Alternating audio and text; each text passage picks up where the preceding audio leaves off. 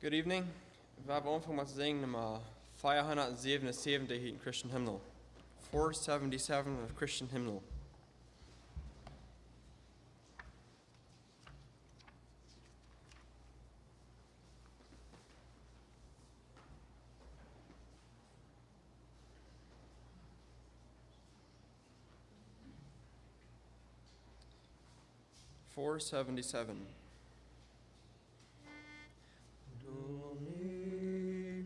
Blessed assurance, Jesus is mine. Oh, what a foretaste of glory divine, heir of salvation, purchase of God, born of His Spirit, washed in His blood. This is my story, this is my song, praising my Savior all the day long. This is my story, this is my song, praising my Savior all the day long.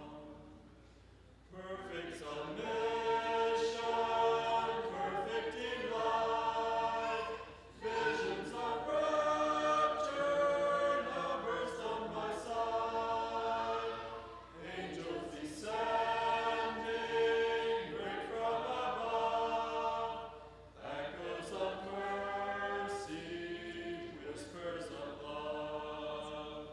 This is my story, this is my song, praising my Savior all the day long. This is my story, this is my song, praising my Savior all the day long. All is at rest, I in my Savior am happy and blessed, watching and waiting, looking above, filled with His goodness, lost in His love. This is my story, this is my song, praising my Savior all the day long. This is my story, this is my song, praising my Savior all the day long.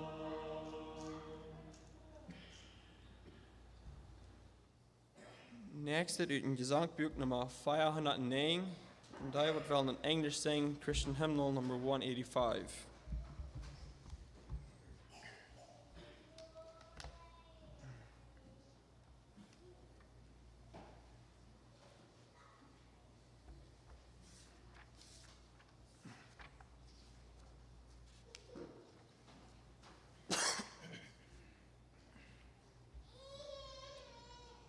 Nummer 509.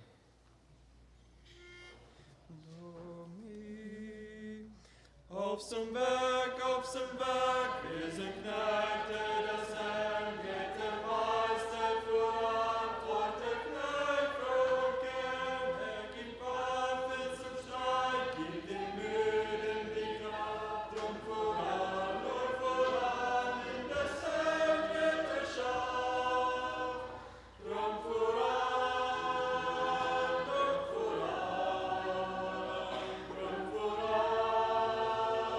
Drum voran,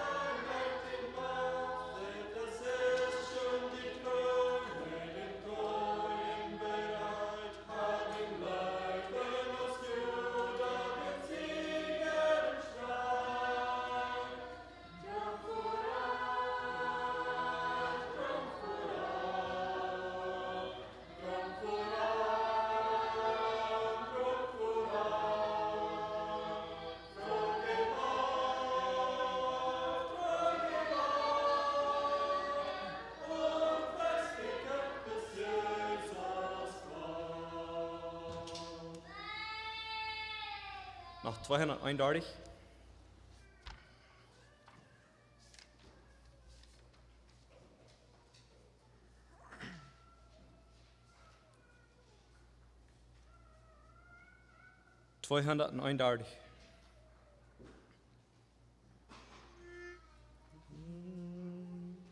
Mein Jesu, ich lieb dich, ich weiß, du bist mein. Die Lust dieser Welt kann mich nicht mehr erfreuen. Nie hat deine Freundin so hoch ich geschätzt. Wenn je ich dich liebte, mein Jesu ist jetzt. Ich lieb dich, weil du mich zuerst hast geliebt, weil dein Tod am Kreuze Erlösung mir gibt. Ich lieb dich, weil du in dein Haupt eins verletzt. Wenn je ich dich liebte, mein Jesu ist jetzt. Ich lieb dich im Leben, ich lieb dich im Tod. Ich preis dich, solange mir Odem schenkt Gott. Ich sag's noch bedeckt mich auf Anschweiß zuletzt. Wenn je ich dich liebte, mein Jesu ist jetzt. Vor himmlischen Thron, wo die Sünde besiegt, vergess ich den Jammer, der hinter mir liegt, und sing in der Krone mit Sternen durchsetzt. Wenn je ich dich liebte, mein Jesu ist jetzt.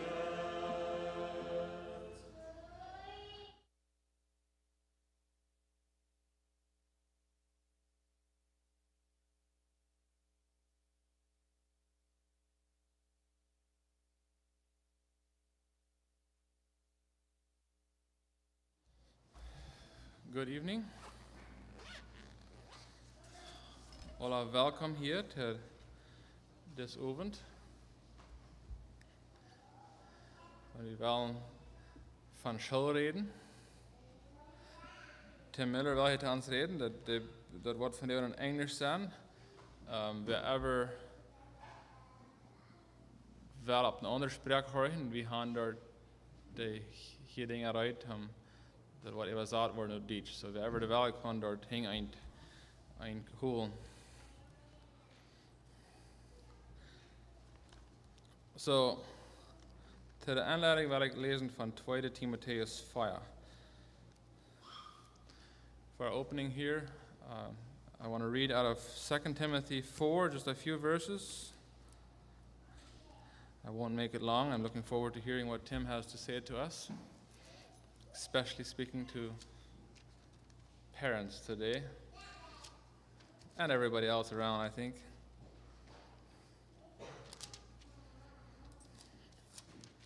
A few verses out of 2 Timothy chapter 4. I charge thee therefore before God and the Lord Jesus Christ, who shall judge the quick and the dead at his appearing and his kingdom. Preach the word, be instant in season, out of season, reprove, rebuke, exhort with all longsuffering and doctrine. For the time will come when they will not endure sound doctrine, but after their own lusts shall they heap to themselves teachers having itching ears. And they shall turn away their ears from the truth, and shall be turned into fables. But watch thou in all things, endure affliction, and so on.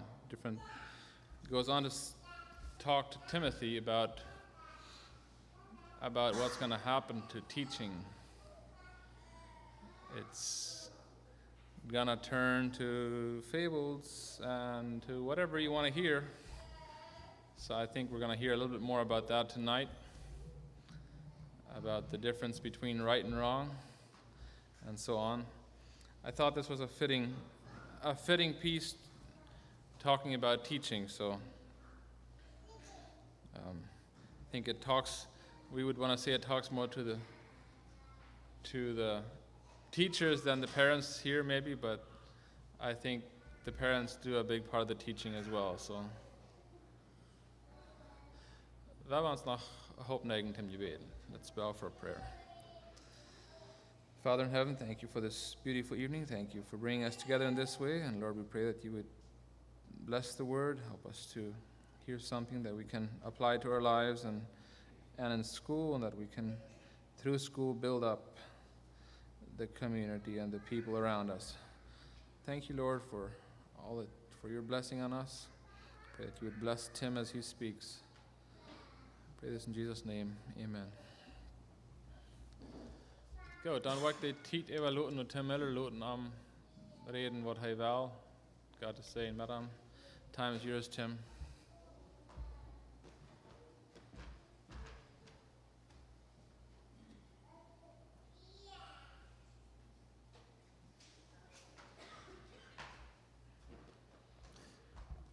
Good evening in Jesus' name this evening.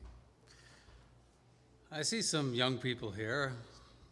I'm going to say if you're between 12 and 20, you're that kind of young people I'm talking about. Isaac is another kind of young people. But so we're glad you're here tonight. And now that might be almost all I'm going to say to you directly, except that I'm glad you're here. And the rest of the time, well, I'm going to see if I can find my notes and see if I have anything to say at all here. They're probably, I don't know, maybe I left them in the truck or something. I can't find them. All right. So I had them out of my Bible a while ago here, and I think I lost them. If you wouldn't mind going out and taking a look in the truck, I might have them there somewhere. So, well, we can get started. So the rest, like I said, I'm going to say hello to the young people, and I'm glad that you're here. And I don't have a whole lot more to say to you.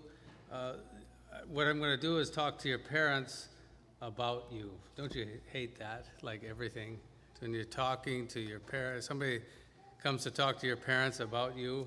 That's not something that we normally like very much. But it's important to, so talking to parents, maybe we should turn to one of the last verses in the Old Testament, some of the last verses in the Old Testament, and see what those verses are. Book of Malachi, chapter 4. They are the last verses in the Old Testament, the very last. Behold, I will send you Elijah the prophet before the coming of the great and dreadful day of the Lord, and he shall turn the heart of the fathers to the children, and the heart of the children to their fathers, lest I come and smite the earth with a curse. So, no matter who we are here tonight, whether we're parents or fathers, or whether we're children, and it doesn't matter if we're children that, it doesn't matter if we are children that have children that have children. In other words, even if we're parents and maybe grandparents, there's a good possibility that we have parents that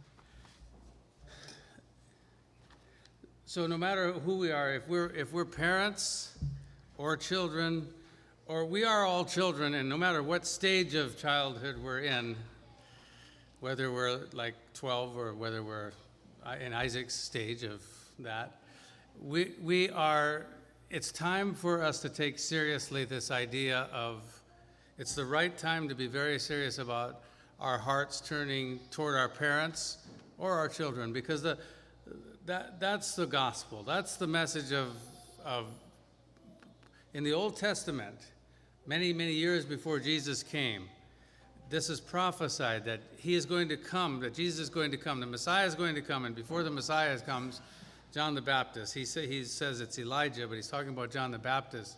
He's going to come and he's going to turn the hearts of the parents and the children toward each other. And he said if that doesn't happen, he'll smite the earth with a curse. And we don't want to be a prophet of doom, or we don't want to be just talking about negative things tonight, but look around you and see, are the hearts of the parents and the children turned toward each other?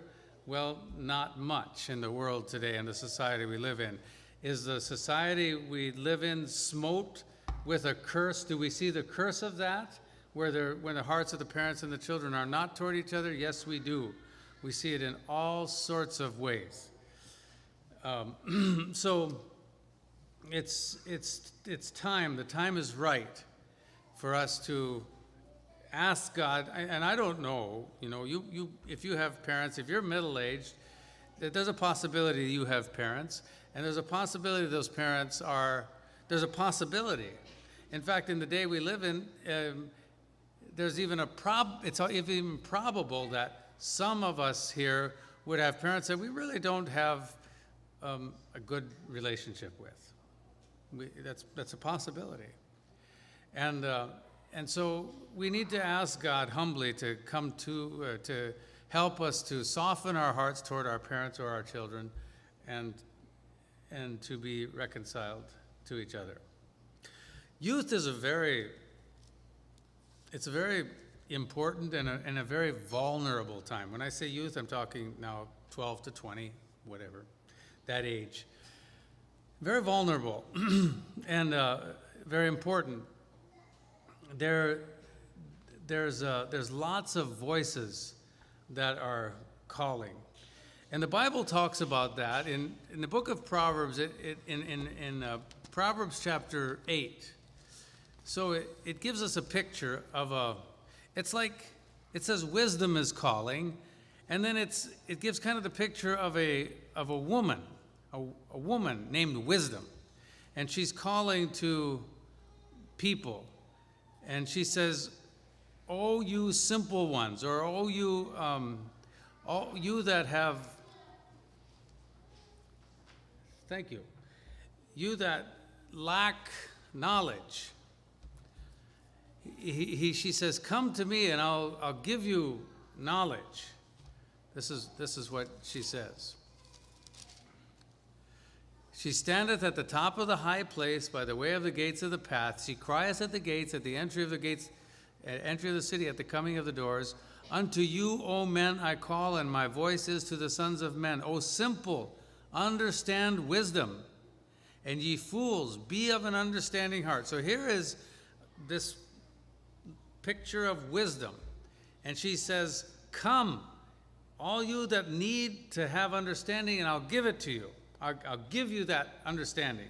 If you're a fool, it doesn't matter. Come, I'll make you wise. If you're simple, come, I'll give you what you need." All right, so that's a picture of what God is offering. Now go back one chapter to verse 7, to chapter 7, and you see another picture of another woman. And she is,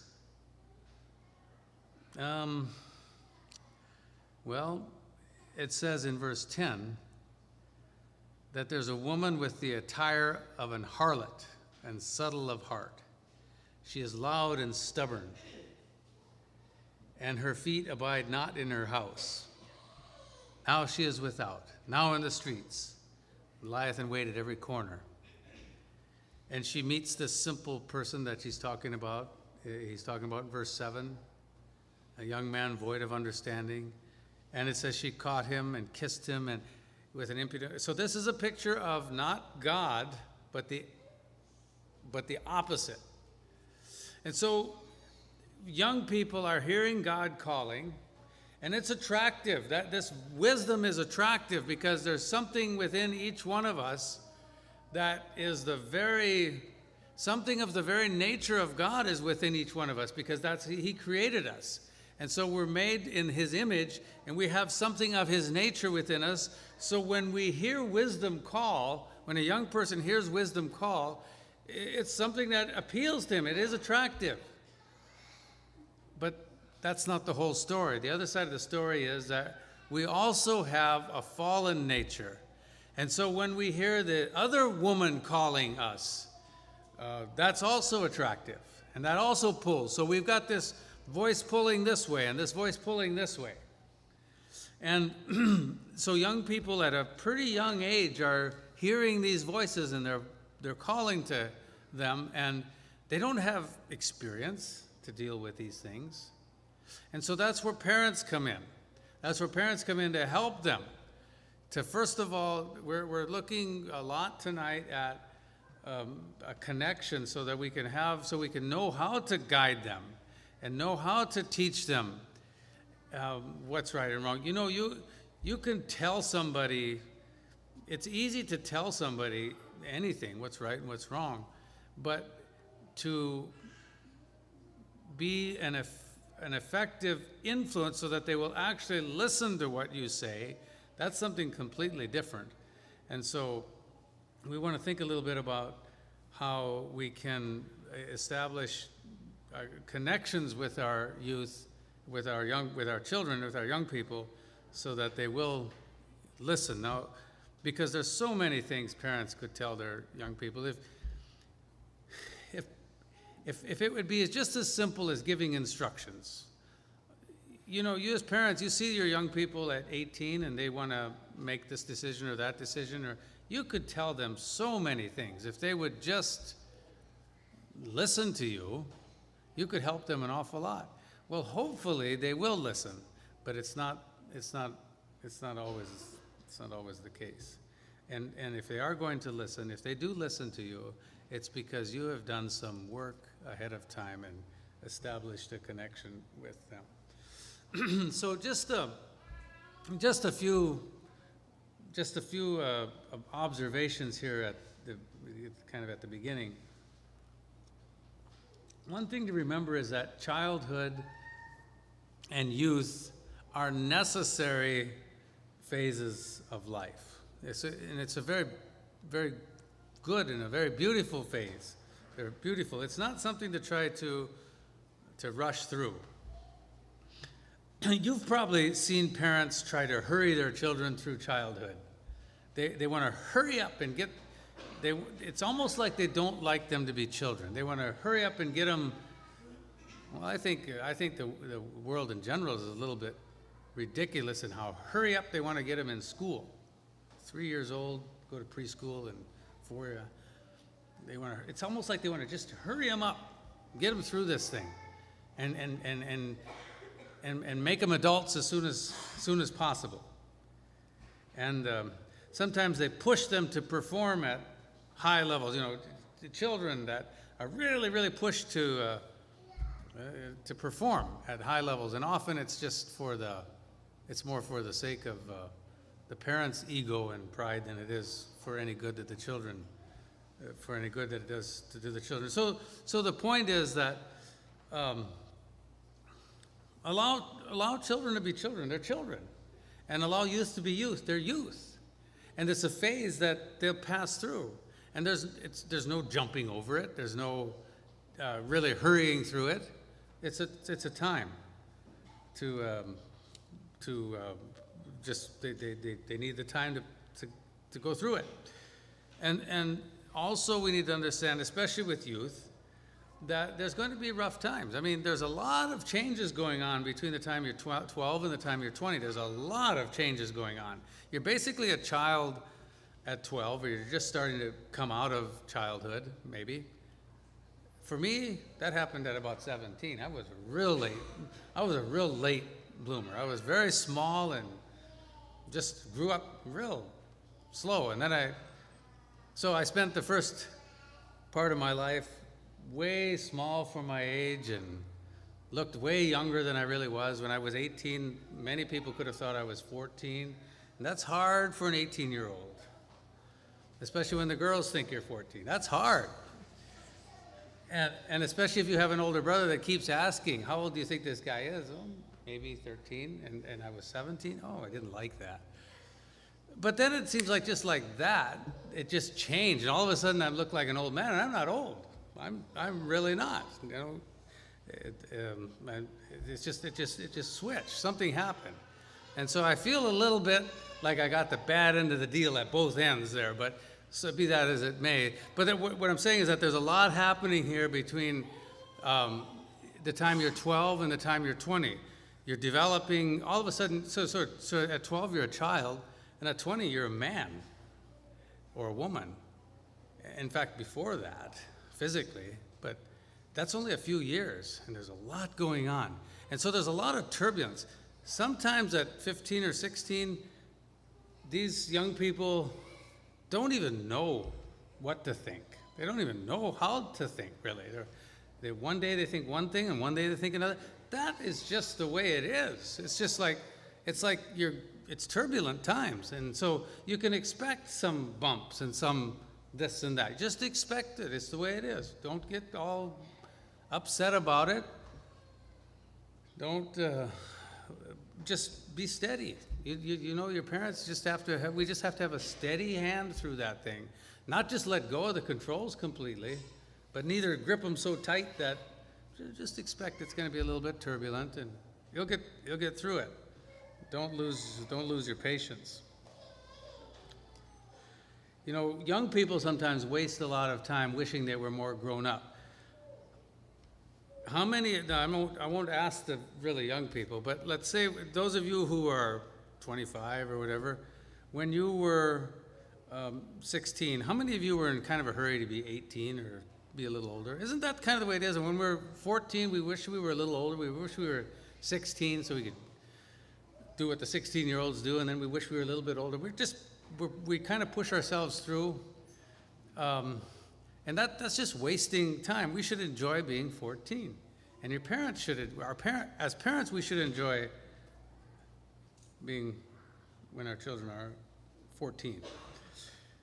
Church leaders sometimes, I think, church leaders sometimes make this mistake. I don't think that church leaders should try to take the place of parents, unless there's a case where there are no parents, or if parents are completely disengaged with their children, they just completely ignore them, then there's probably a time for other people to step in, and including church leaders maybe, but church leaders and other authority leaders should work alongside parents. It's the parents' responsibility to teach their children, and they should work alongside them. They should reinforce what the parents are trying to do, but parents should not give their responsibilities to a church leader or to a school teacher or to a youth leader or to, some churches have youth pastors.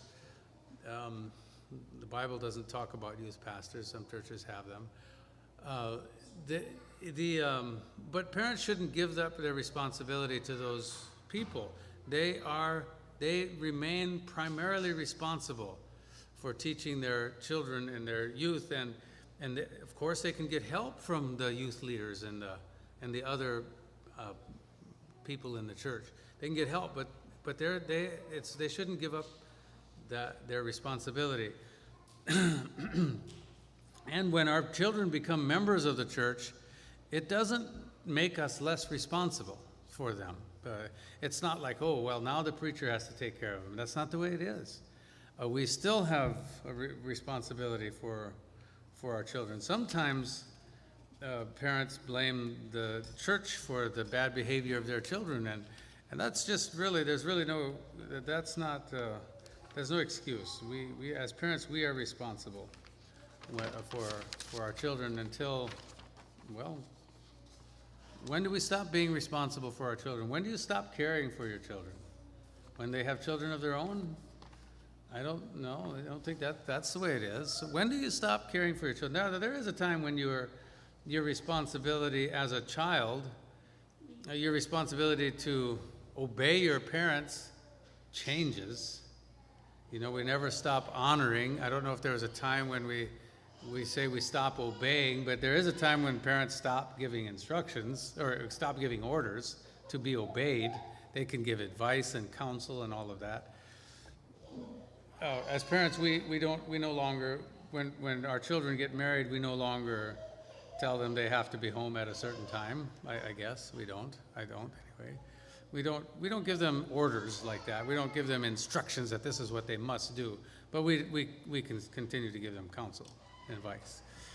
The thing that happens sometimes is that parents have far less energy than their children do, than their youth have, and sometimes because they simply can't keep up, they give that responsibility sometimes to supervise some of those activities to someone else. And that's not bad if someone helps share with those responsibilities. Let's say youth leaders take charge of youth activities. That's not wrong, but if we simply back away as parents and say, well, it's not my responsibility, it's theirs, then that's not a good thing. It's God's plan that parents teach, for he established a testimony in Jacob. This is in Psalms. This is David's observation. And he appointed a law in Israel, which he commanded our fathers that they should make them known to their children, that the generation to come might know them, even the children which should be born, who should arise and declare them to their children, that they might set their hope in God and not forget the works of God, but keep his commandments. So God intends that our home, that the Christian home is the primary place for a child to learn godly principles and good character. God intends for our homes to be places of prayer, of praise, of refuge. You know, the world around us is full of penetrating evil that will, not maybe, it will. If our children are exposed to it, it will, or exposed to it long. It will penetrate their minds. It will penetrate their way of thinking.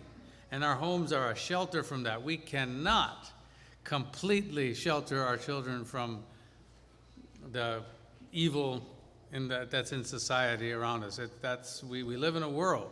We live in the world, and we always will.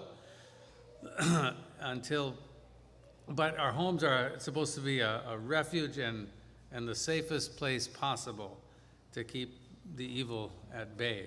And our homes God intends for our homes to be a base for service. So right here we learn to serve other people. So we pray, we praise.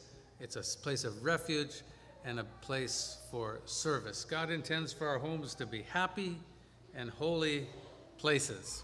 He intends for our homes to be places where a God-fearing mother and a God-fearing father fulfill their roles.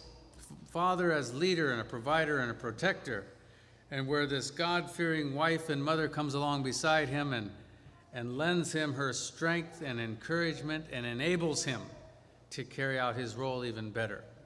He's the leader, she's the enabler. She's the one that makes it possible in a lot of times that he can lead.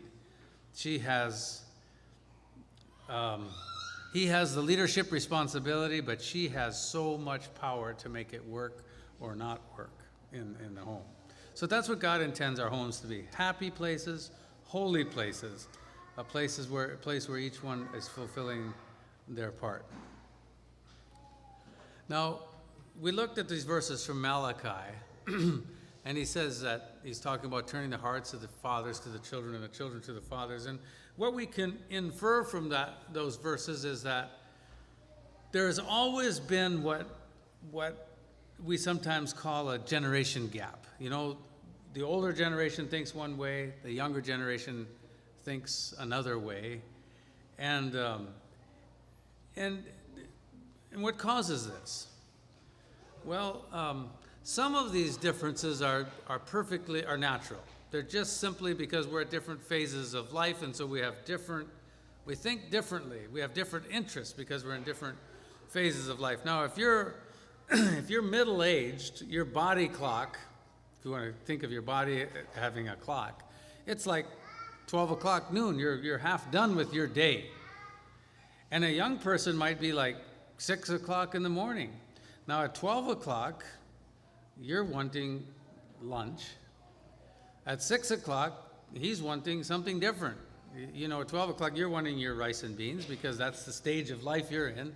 At 6 o'clock in the morning, he's wanting his eggs because that's the stage of life he's in. What I'm simply saying is that there's natural to have differences because we're at different interests, because we're at different stages of life. It's nothing wrong with that. That's just natural. We have different values sometimes because of the same reason. Young people really, really value their friends. In fact, their friends have so much influence on the way they think.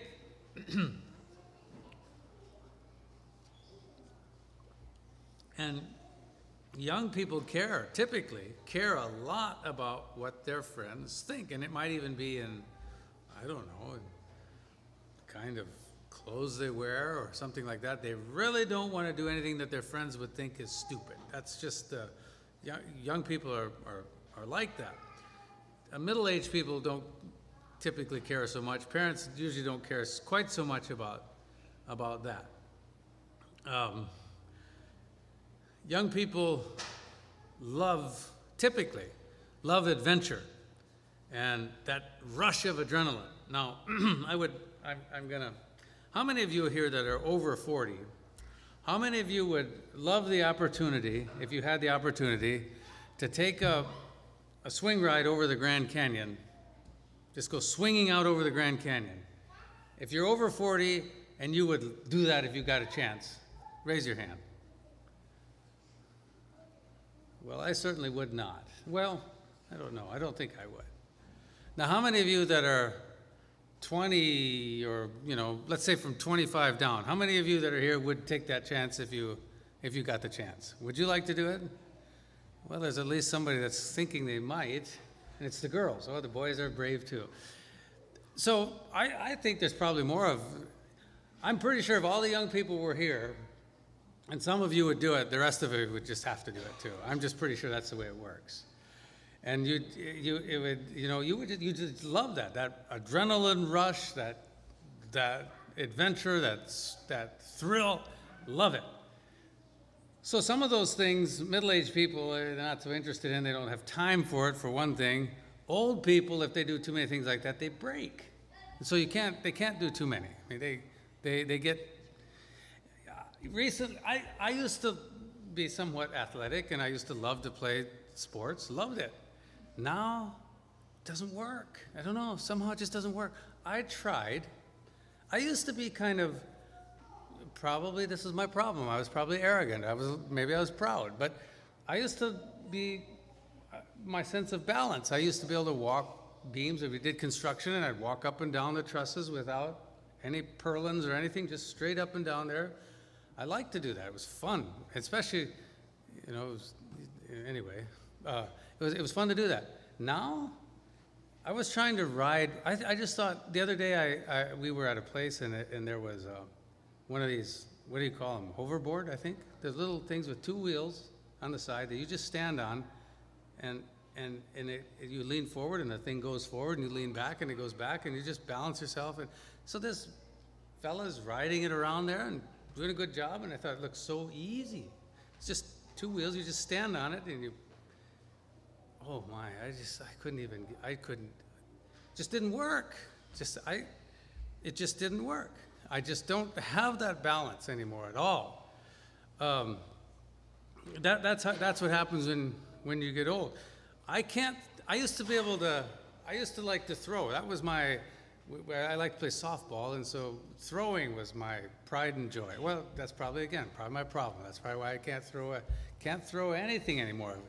A dog, if I'd want to stone a dog to get him out of here, I'd have to I might as well kick him, because that's how close I'd have to be. Because I just can't throw anymore. I just cannot throw. And I used to laugh at my dad, because whenever he'd throw, he'd just, kind of like this. Well, guess how I throw today, exactly like that. So that's what happens when you get old. Young people are just not like that. And You cannot believe, but one day you're going to be like that too. I mean, see, you're laughing about it. You don't think it's going to happen, but it does happen. And so the point is that young people and old people have different interests, or young people and older people. Young people and their parents often have different interests, and that's good. You know when it becomes a problem? I mean, it's normal. When it becomes a problem is when there's when somehow the old people get impatient. When we get impatient with each other. Oh, these old fogies, they don't want to do anything, they don't want to have any fun. And the old people say, oh, these young people, all they want to do is just, they never take life seriously. All they want to do is play, play, play, play. When there's that kind of a, tension and that kind of a bad communication, well, then it becomes a problem. Otherwise, it really isn't a time of problem. Youth is pretty interesting and sometimes kind of contradictory. Sometimes young people, boy, they barely have, let's say, by the time you're 15, you've outgrown this probably. But if you're 14, it might still happen where you're asked to wash the dishes and you're just too tired. You cannot wash the dishes because you're so tired. But then it's time to go play volleyball, like right after supper, right after that, and you've got, all of a sudden you're not one bit tired anymore. You can go play. You can do it. That's kind of what happens with you sometimes. So, but these things are normal and they're not really a problem unless respect breaks down or understanding breaks down and suspicion rises up and tensions rise up. That's when it becomes problematic. So how can we, so who's responsible when there's a generation gap and when there's just not a good relationship between parents and their children, and when there's just not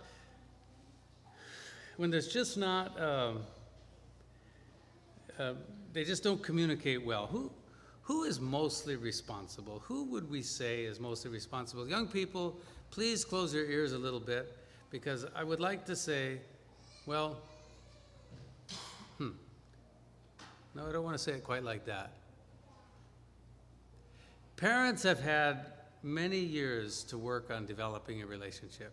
And if they've somehow not gotten it done by the time a child is 14 or 15, then the child needs to say, look, it's important that I have a good relationship with my dad. And then maybe he needs to take, or my mom, and then maybe he needs to take some responsibility.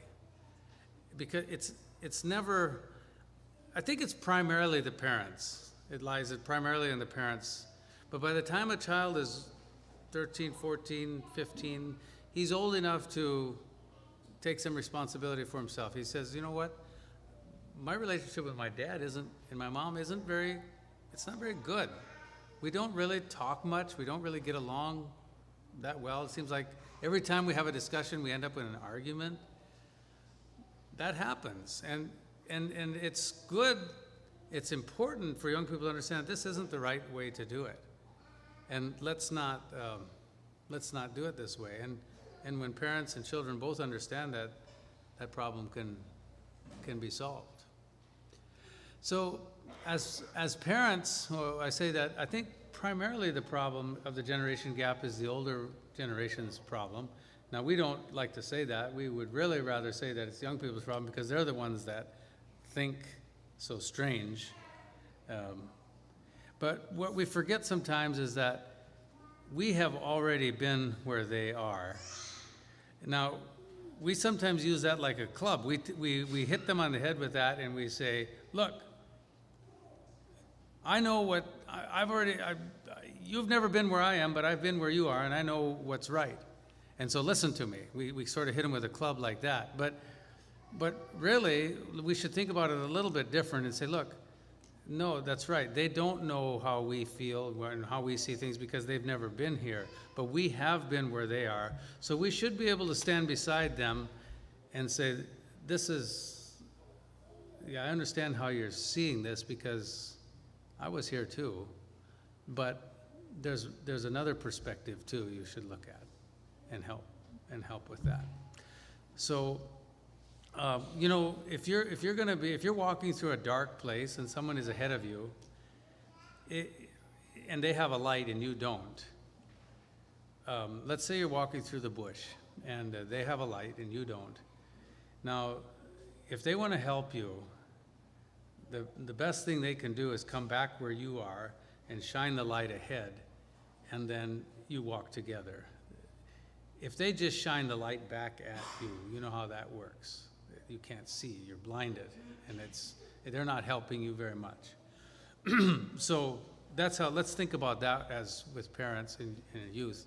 Let's stand with them and shine the light ahead, because we know what's up there. We can shine some light and help them.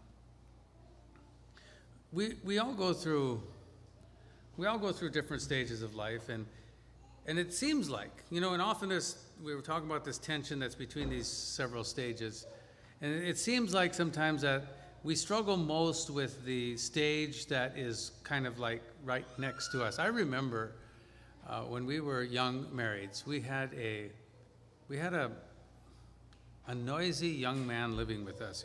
We were young married, so he wasn't that much younger than we were.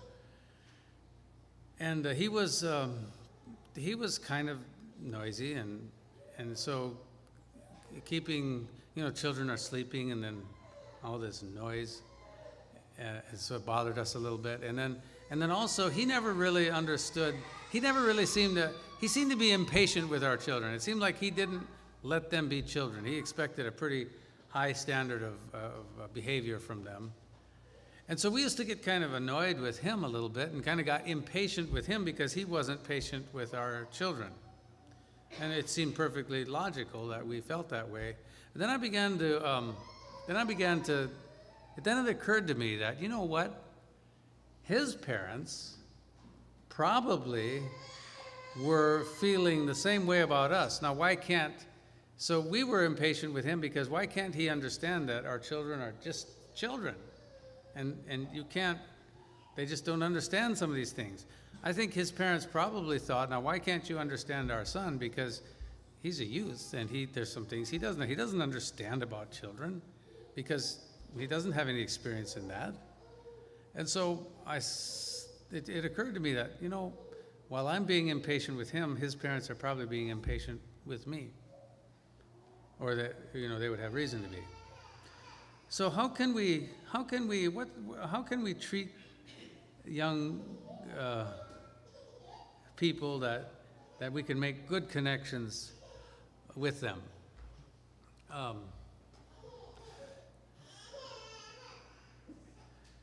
Well, treat them according to their age. They're not babies, so don't baby them.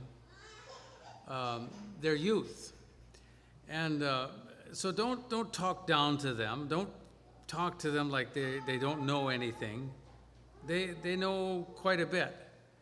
And when we think of what God did in the stories in the Bible, where God took some very young people, David, for example, Mary, the mother of Jesus, was probably a very young girl. A girl at that age today, we would say, whoa, no, never. She's not ready to be married. She's not ready for this. And she became the mother of Jesus. And there's other examples in the Bible of that God used some very young people, and they behaved with a level of maturity and restraint that very few people have had. Samuel is another one. But at the same time, we remember that they're young. There's nothing wrong with their head, but they just haven't had experience. So just remember that. Nothing but time will give them experience, so we shouldn't have expectations that are unrealistic, but we need to hold them accountable. We need to hold them accountable. That's one way of treating someone with respect and dignity, is to make sure that we hold them accountable. It's not respectful to someone to just allow them to do whatever they want to do. That's not good for anybody. So young people need to be held accountable. Excuse me. if you use yourself as an example, so we sometimes use ourselves as examples to help our young people see, to help our children see, to teach them something, we should make sure that we don't always portray ourselves as the one that always did it right. Like, we're not always the hero. It's like, we're actually, if you tell too many stories where you made the right decision, after a while, your people stop listening to that. It doesn't make any impression. You tell a few stories where you made a terrible mistake, and they remember that much better. So if you want to teach a lesson and you want to use yourself as an example, you're better off telling when you did something wrong than when you did something right, when you made a mistake. Because if you set yourself up as the person that always does it right, it just passes over people's heads. So treat them according to their age. Respect them. Respect them for their knowledge. In today's world, the young people know more than the older people do in many things. That's the truth of the matter. There's a lot of things today that young people know more about than older people because, technology particularly. They don't have life experience, and there's a lot of things they don't know, but there are certain specifics that they do. Respect their questions. If a youth comes to you with a sincere question, and it doesn't matter how simple or weird you think the question is, that question needs to be respected. And sometimes you might not know the answer. And if you don't know the answer, don't make up an answer. Say you don't know. You can't fool people very long by just giving a made-up answer. Respect their opinions. That doesn't mean you have to agree with them. Sometimes young people can be very opinionated about something that makes no difference. I mean, really, it doesn't make much difference, but it's their opinion and they can have it. Respect their person. Respect them as a person. They're individuals. Don't compare them negatively with other people. Now, my father was into prison ministry. My mom and my dad were so different, it's just hard to imagine two people that were more different in a lot of ways. My mom is pretty quiet and didn't do a lot of talking. My dad did all the talking, just exactly the opposite in our house. I'm kidding, not really.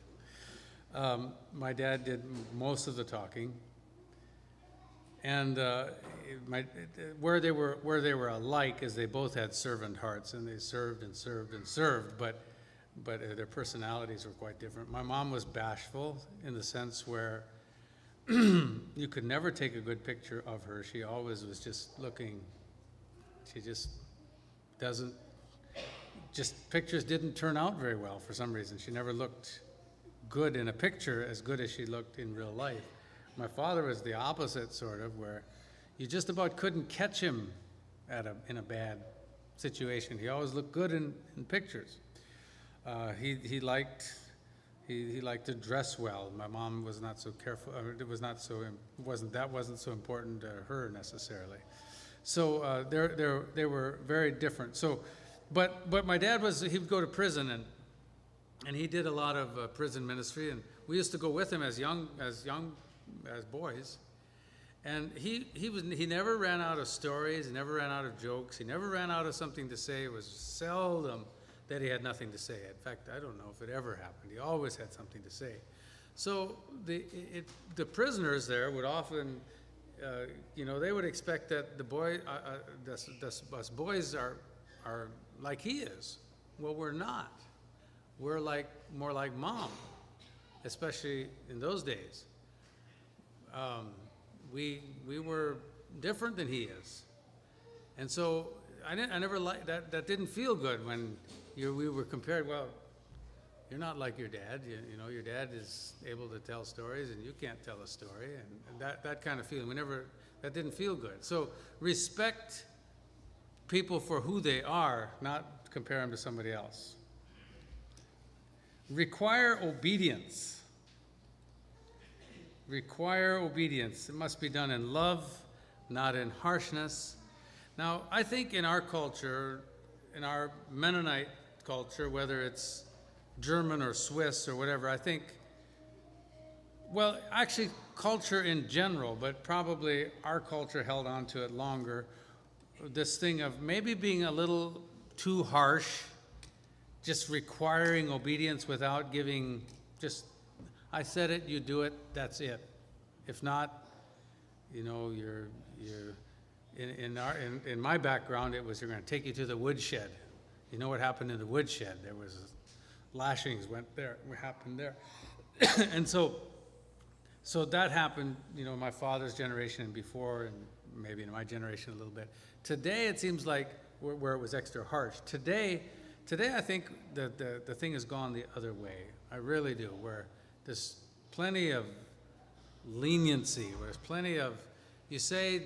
You ask, children are asked to do something or instructed to do something or given an instruction, and they do it, and maybe they won't. Maybe they will, maybe they won't. It's not, obedience isn't always required, but it needs to be, as parents, we need to require obedience. You can be patient, you can give grace, but require obedience. You know, whether you're too harsh or whether you're too lenient, the root problem is sort of the same. Over here, I'm harsh. I don't want to take the time to really work with my child and explain to him maybe this is what we do, this is why we do this. I just want to say, do it, and that's it. And over here, I'm too lenient. I just don't want to take the time to explain why we have to do this and to require that it gets done, because it takes too much time. I'm just too lazy. So both sides are sort of have the same problem. I don't want to take the time, or have the same root problem. I just don't want to take the time to teach. At the other hand, it's very important to teach this, that children need to learn to obey. A friend of mine was in a so if you want to give your child a big head start for their life, teach them to obey. Now, a friend of mine was in an airplane here a while ago, on a commercial passenger plane, and it was time to buckle up and put your stuff away and get ready to take off. And there's this 4-year-old or so with his tablet, and he didn't want to put it away. And so after several announcements, he's not doing it. And 4 years old, his mother is right there. She's not making him do it. The flight attendant got assertive and came over and made sure that he put it away, but it wasn't without a fight. She had to assert herself. One of the other passengers sitting there at the plane, made this observation. He said, that mother is preparing that little boy to be shot by the police. There's a lot being said these days. There's a lot of things happening. There's a lot being said about police violence in the United States, police shootings and so on, and way too much is happening. But almost 100% of those things would not happen if mothers and fathers would teach their children to obey. Almost 100% of those things would not happen. So you teach your children to obey, and you do them a great favor. There's a time to explain why we do things, and there's a time to say, you just do it because mom said so. Teach them the fear of the Lord. Have a conversation with them, talk to them, ask them questions. Not just questions with right or wrong answers, but ask them how they feel about things. Listen to them. Listen to their dreams. Develop an interest in what they love. Allow them to speak honestly to you without expressing shock at what they might tell you something that shocks you, but don't let them see that it shocks you. Don't ever say, how could you do something like this? How can you think like this? Don't ever say that. There's other ways to guide their thinking and get it back on track. But when you say, how could you ever do something? Don't you see how much that hurts me and mom? Or don't you see what a shame you're bringing to our family by doing or saying those things? You know what what'll happen is they'll never talk to you again about that. When they have thoughts that maybe are shameful or they won't talk to you about it, and you won't get a chance to help them again. So be careful about making those kind of statements. As parents, we need to be humble, we need to be honest, we need to admit our mistakes, we need to say sorry.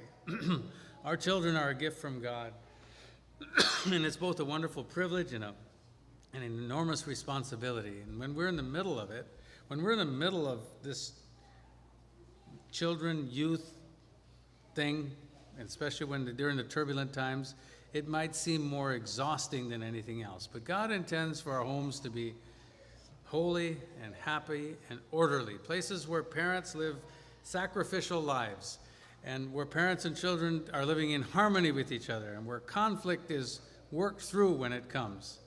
And not only that, this is what God wants. He wants us to be holy, happy, orderly, and be able to work through the problems that comes. And not only does he want that, he gives us the ability to do that. He provides the grace for us. He provides what we need to have that kind of home. And when we come to him in humility and repentance and recognizing our failures, he pours out his grace on it, and it's amazing how fast things turn around and start going a better direction when we just come to him in humility and say, Lord, I failed in this, and I want to be better. And we turn to him for help. We find that he's more than willing to help, to pour his grace upon us, and to provide what we need. Blessings to each one of you as parents, as you deal with those precious gifts that God has given each one of you.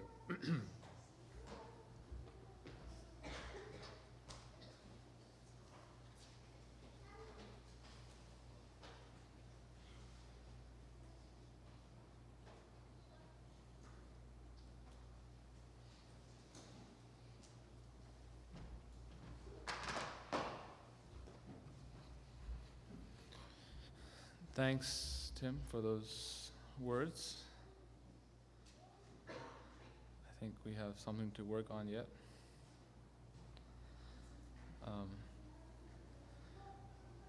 Haft ni nach eins wer Frauen du Eva oder nach what heute sein, what Tim geredet hat so weit.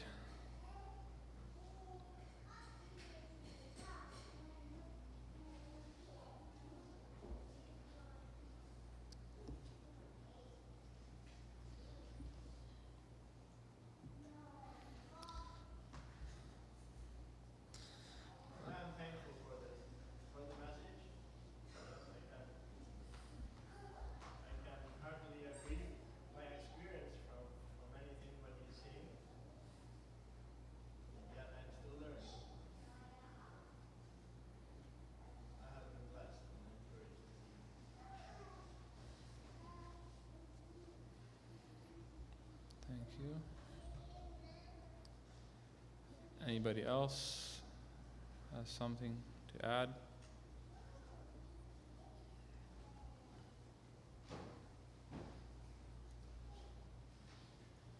Is er nog wat te zeggen? Is er nog wat te zeggen? Gut, well, dankeschön für kommen. Wir wollen noch ein Lied haben von der Versinger. Dann erst die Versammlung dort Sportlewig in Loten. En maandag plannen we school aan te vangen. So we worden ons vrijen, want die ouderen kunnen je dingen aan de eerste dag naar de school brengen. Het is niet unbedingt jeder in een mat zijn, wanneer het niet alle past, maar we vrijen ons, wanneer de ouderen kunnen de eerste dag de dingen naar de school brengen. Mondagsmorgens doen we niet de dingen te opholen, maar de school werden. So, wenn die nicht kommen kann, dann wollen die mal eine andere Weise in der Schule kriegen.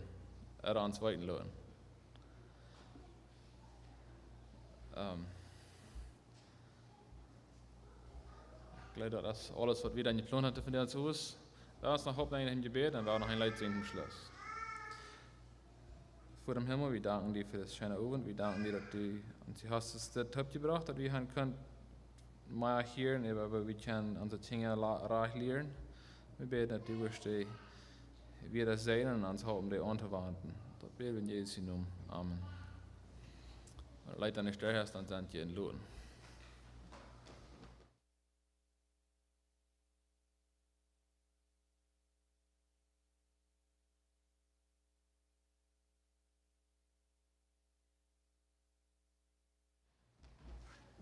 Gesangbuch Nummer 391.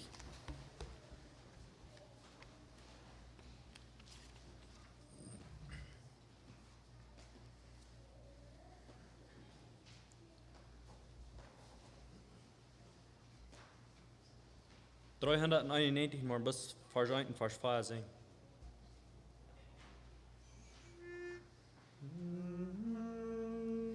Du bist auf dem Weg zum Himmel.